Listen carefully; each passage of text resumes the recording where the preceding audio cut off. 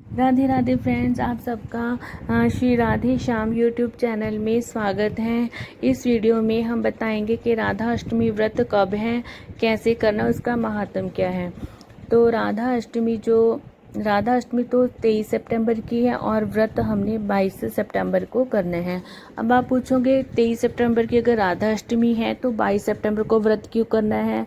क्योंकि जब हम कृष्ण जन्माष्टमी मनाते हैं तो रात के 12 बजे कृष्ण जी का जन्म हुआ था, तो उसके प्रारंभ में हमने व्रत रखा था, यानी कि दिन में व्रत रखा था और रात को हमने पारायण किया था। ऐसे ही राधा रानी का जो जन्म है वो दिन में हुआ था और उसका जो व्रत है उसके प्रारंभ में रखना है। तो हमने ऐसे तो है नहीं कि हमने रात को व्रत रखना, हमने 22 को उसके एक दिन पहले हमने व्रत रखना है। अब हम बताएंगे कि आपको कि ये व्रत कैसे रखना है। 22 सितंबर को ठीक सुबह जल्दी से उठ के नहाना है और पूरे 4 बजे, ठीक 4 बजे हम राधा रानी को पंचामृत से स्नान करवाना है। फिर हम राधा रानी को जब पंचामृत से स्नान कराएंगे, फिर हम उसके बाद हम अपने हाथ में गंगा जल लेके आचमन करेंगे और उस आचमन करेंगे और माता अपना नाम बोलेंगे, अपना गोत्र बोलेंगे और राधा रानी से अपने जो उनका जो हमारा जो व्रत है वो निर्विघ्न संपूर्ण हो, इसका आशीर्वाद लेंगे। तो फिर इसके बाद हम राधा रानी जी को सुंदर वस्त्र धारण कराएंगे, धूप दीप दिखाएंगे, हम धूप दिखाएंगे धूपम सर्पयामी, दीप दिखाएंगे दीपम सर्पयामी, नैवेद्य दिखाएंगे नैवेद्य सर्पयामी, इतर दिखाएंगे, इतर लगाएंगे, माता को गंधे सर्पयामी, ऐसे करके हम उनका पूजन करेंगे। हम उसके बाद अब हमने देखिए अब हमारा व्रत शुरू हो जाएगा 22 सितंबर को। अब हमने व्रत में खाना क्या है, तो सबसे अच्छा तो ये कि हम निर्जला व्रत रखें। अगर हमारा इतना नहीं है कि हम निर्जला व्रत नहीं कर सकते, हमारी इतनी समर्था नहीं है, तो हम फलोहार भी कर सकते हैं।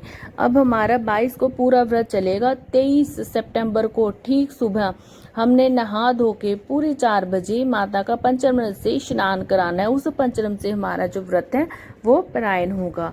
तो उस दिन राधा अष्टमी के दिन 23 सितंबर को हमने राधा रानी के पसंदीदा रंग नीले वस्त्र धारण करने हैं। उन्हें खूब सुंदर श्रृंगार करना है। श्रृंगार में माता रानी के सिंदूर जरूर अर्पित करना है और उनके गले में जो मंगलसूत्र है वो जरूर डालना है। और इस दिन ये बहुत ज़रूरी है क्योंकि माता रानी को सिंदूर मंगलसूत्र अति प्रिय है। और श्रीफल यानी कि नारियल माता को बहुत प्रिय है, ये रखना है माता रानी के सामने।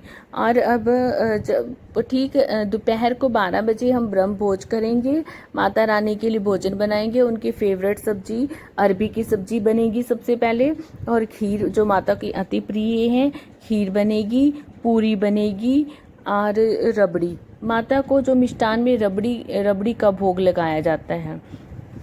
ऐसे माता के पसंदीदा भोजन बनाएंगे। और जैसे हमने 22 सितंबर को राधा रानी का कृपा कटाक्ष पढ़ा था, ऐसे ही 23 को भी पढ़ना है। राधा नामली का जाप करना है, श्री कुंज बिहारी श्री हरिदास महामंत्र का जाप करना है, या फिर एक और मंत्र है राधा वल्लभ श्री हरिदास महामंत्र का हमने जाप करना है। श्री राधा प्रणाम मंत्र करना है 3 बार। तत्व कंचन गौरांगी राधे वृंदावनेश्वरी वृषभानुसुते देवी प्रणामी हरिप्रिय, ऐसे करके हमने 23 सितंबर को अपना व्रत करना है। और अब हम बताएंगे कि इसका महत्व क्या है। जैसे कहते हैं हम एक एकादशी व्रत करते उसका हमें कितना पुण्य मिलता है, ऐसे ही अगर हम 1000 एकादशियों का व्रत करें उसको 100 से गुना कर दें, यानी कि 1 लाख बन जाता है। 1 लाख एकादशियों का व्रत करके जितना फल मिलता है वो हमें सिर्फ एक राधाष्टमी के व्रत से हमें फल मिलता है। कहते अगर किसी से गो हत्या का पाप जो कभी भी समाप्त नहीं होता, उसका कहते जो पाप है वो नष्ट हो जाता है सिर्फ एक राधाष्टमी को व्रत करने से। अगर कहते 1000 कन्याओं का जो विवाह है वो हो नहीं रहा, अभावग्रस्त हैं, उनका विवाह हम अगर करवाते हैं, उसका जो फल होता है, उसका जो फल है वो हमें एक श्री राधा अष्टमी के व्रत करने से मिल जाता है। सुमेरु पर्वत जितना अगर हम सोना दान करें देखो सुमेरु पर्वत कितना होता है, उसका जो फल होता है सोना दान का, वो सिर्फ एक श्री राधा अष्टमी के व्रत करने से मिल जाता है। गंगा नदी, यमुना नदी का जो हम स्नान करने से जो हमें कहते फल मिलता है, बैकुंठ धाम मिलता है, वो सिर्फ एक श्री राधा अष्टमी के व्रत करने से हमें मिल जाता है।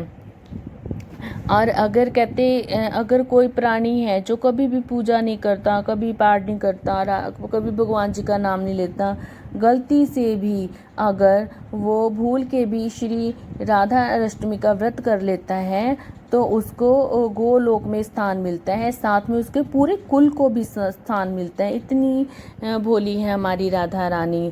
कहते हमारे करोड़ों जन्मों के पाप खत्म हो जाते हैं, गोलोक में हमें स्थान मिलता है सिर्फ एक श्री राधा अष्टमी का व्रत करने से।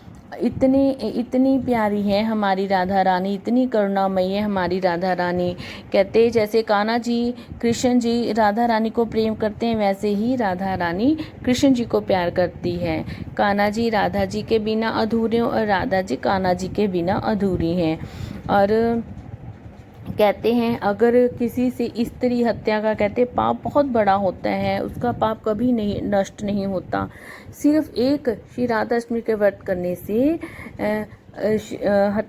स्त्री हत्या का पाप भी नष्ट हो जाता है। अगर कहते कोई चोरी करता है उसका पाप भी नष्ट हो जाता है, पर स्त्री को अगर कोई हरण करता है उसका बहुत बड़ा पाप है, उसका जो पाप है वो भी सिर्फ एक श्री राधा अष्टमी के व्रत करने से नष्ट हो जाता है। कहते अगर कोई विश्वासघात करता है उसका पाप भी श्री राधा अष्टमी के व्रत करने से संपूर्ण खत्म हो जाता है।